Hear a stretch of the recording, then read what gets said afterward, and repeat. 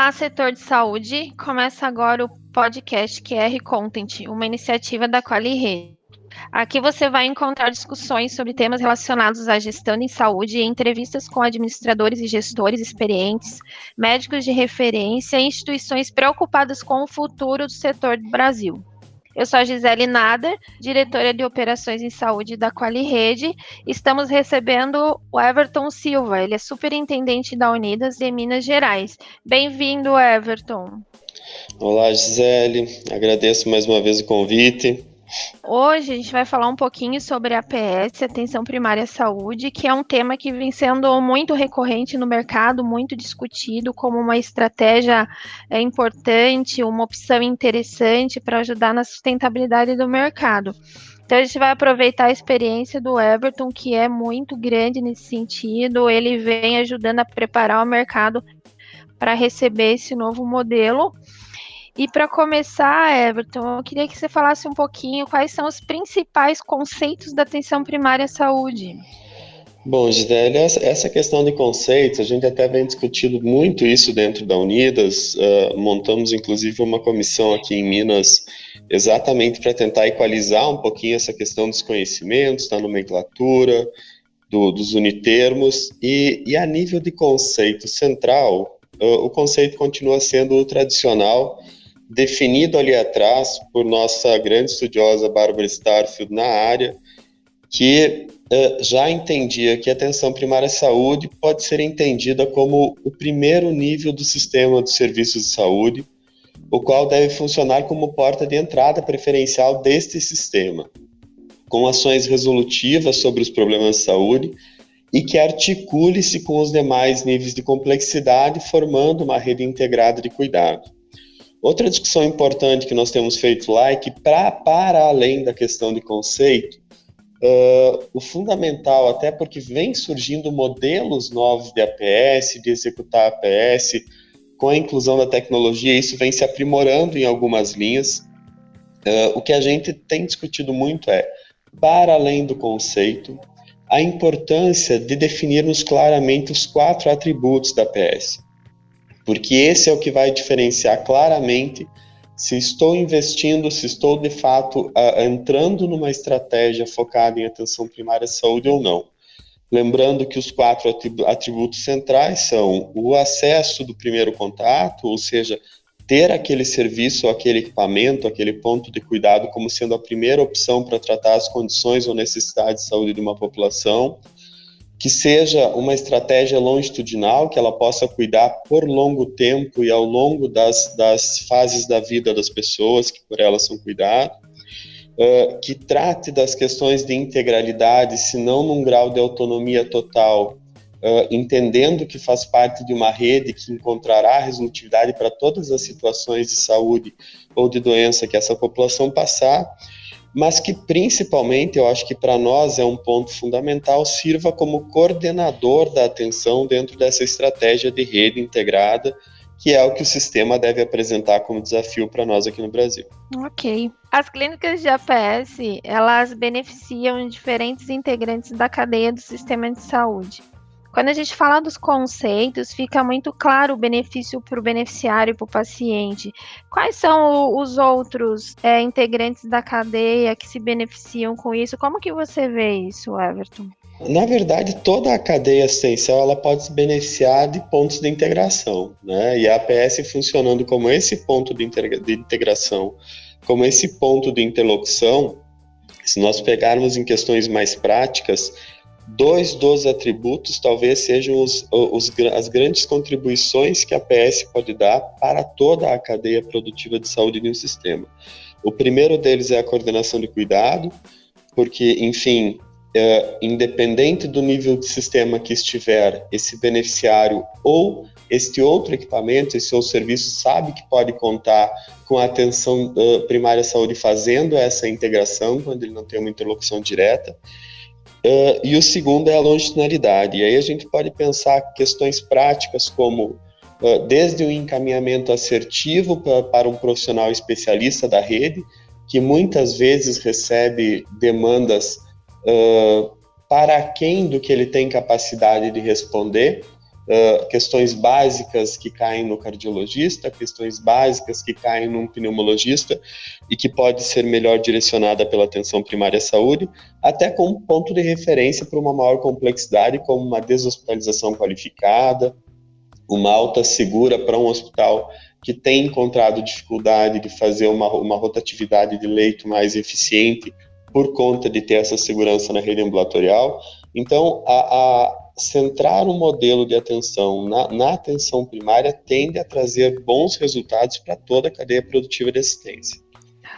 Apesar, Everton, da APS está sendo um tema muito recorrente no mercado de saúde, há várias discussões, muitos estudiosos, a gente tem grandes referências, ainda há muitos equívocos por alguns agentes do setor, e a gente vê que ainda ocorrem entregas de APS que não cumprem com os atributos, como você falou, assim, pelo menos os 4 atributos essenciais da APS, né? Como é que você acha que é possível evitar esses casos? Nós viemos dentro da Unidas tentando mapear um pouquinho como que a gente qualifica essa avaliação do proponente ou do serviço contratado por parte, principalmente das nossas filiadas, das autogestões. Obviamente que tem muitas ferramentas hoje no mercado que certificam qualidade, que validam o modelo de atenção primária à saúde no que diz respeito à estrutura, no que diz respeito a perfil de formação de uma equipe e assim por diante. Mas eu acho que aí também, Gizelli, tem uma contribuição de quem está comprando, né? Precisamos entender 2 coisas fundamentais. A atenção primária à saúde, ela tem que estar baseada nas necessidades centrais de uma determinada população. Então, eu preciso fazer uma avaliação prévia e qualificada dessa necessidade populacional para que eu possa fazer uma compra de serviço ou que eu implemente um serviço de atenção primária que, de fato, chegue o mais próximo possível daqueles 80% a 85% da resolutividade que ele tem como premissa. E o segundo é que também eu consiga identificar, para além daquilo que ele não tem capacidade resolutiva, qual a rede de referência que eu vou entregar. Porque muita gente tem percebido serviços básicos sendo oferecidos como serviços de atenção primária, e aí a nível de resolutividade fica aquém. E muitas vezes a gente tem observado também boas propostas de atenção primária, mas que são entregues a uma rede totalmente desarticulada por parte do contratante ou por falta de conhecimento do próprio player que implementou o serviço dentro do mercado. Então, eu acho que o fundamental é quem está necessitando do serviço conhecer suas necessidades e fazer bons pactos com o serviço que está entrando, e o serviço que está entrando cobrar também que ele tenha os níveis acima dele de resolutividade pré-definidos, pactuados e dentro de um fluxo assistencial um pouco mais alinhado. Considerando isso que você falou, Everton, achei bem interessante essa questão de você colocar a contribuição de quem está comprando, porque muitas vezes se espera totalmente a peça completa de quem está vendendo, né? O mercado hoje, o que você acha? Ele está preparado tecnicamente nessas 2 linhas de quem vende e de quem compra? O primeiro desafio do mercado de saúde suplementar é ele se entender como sistema, né?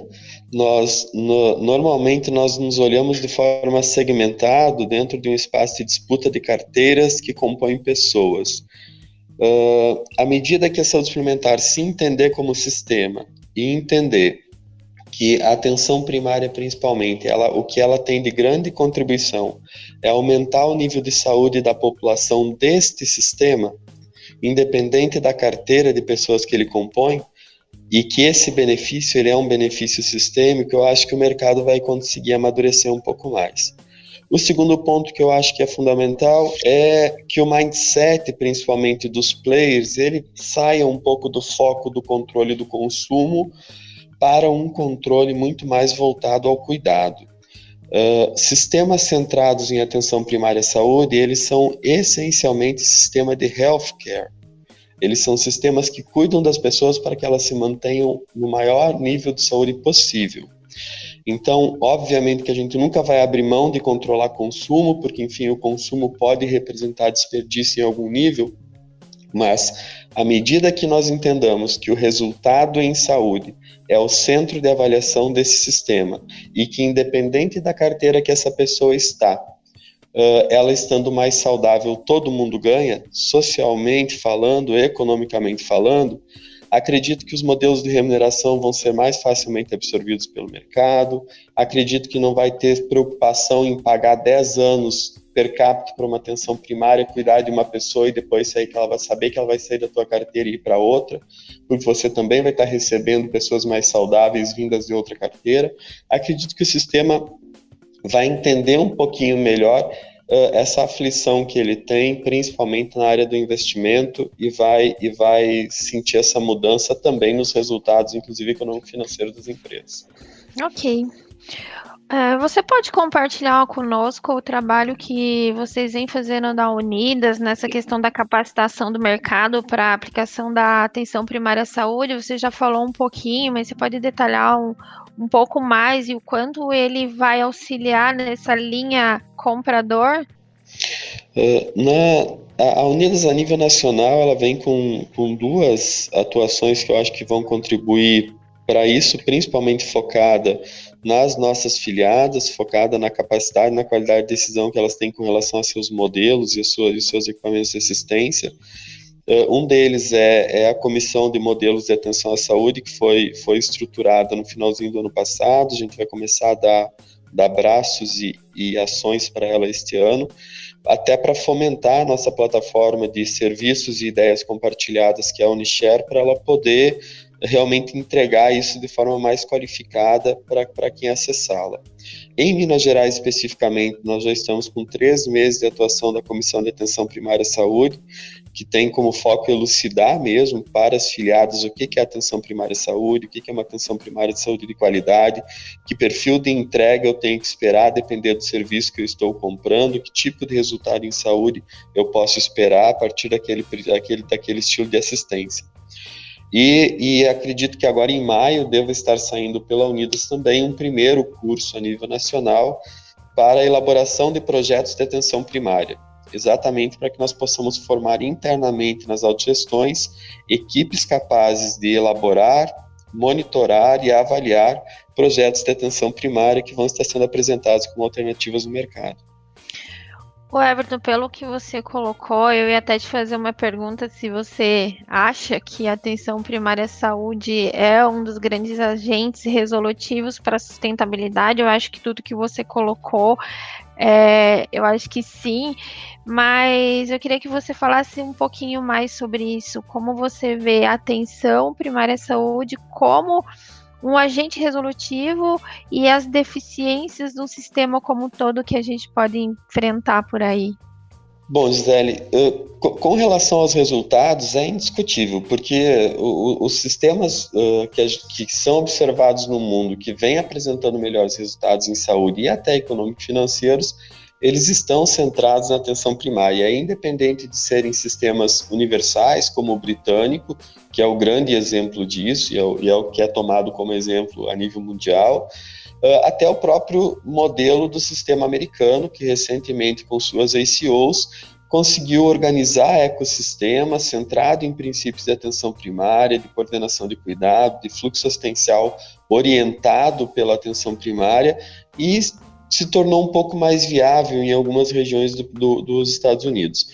Mas eu acho que tem 2 grandes desafios aí que a gente precisa entender.